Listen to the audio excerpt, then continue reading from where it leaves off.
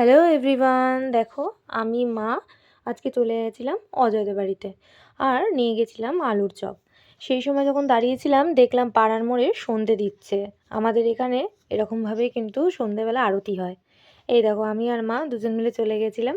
তারপরে যাওয়ার পর ওখানে বসে দারুণ গল্প জমে উঠেছিল।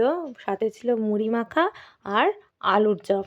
আর একটু পরে আমি আর অজয় দুজন মিলে বেরিয়ে নিয়ে এসেছিলাম কিন্তু দোসা। তারপর হঠাৎ করে কাকিমা আর অজয় বলল, চলো আজকে রাতে লুচি আলুর তরকারি হয়ে যাক।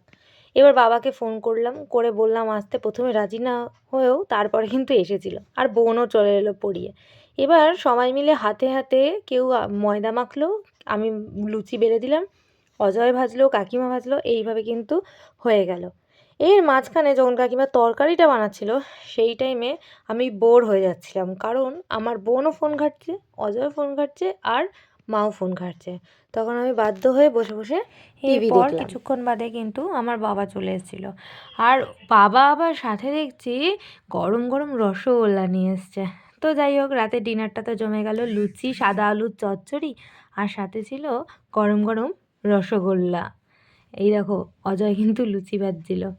তারপর আমরা খাওয়া দাওয়া করে বেরিয়ে পড়লাম বাড়ির দিকে। চলো, ভিডিওটা কেমন লাগলো অবশ্যই কিন্তু কমেন্ট করে জানিও। টাটা।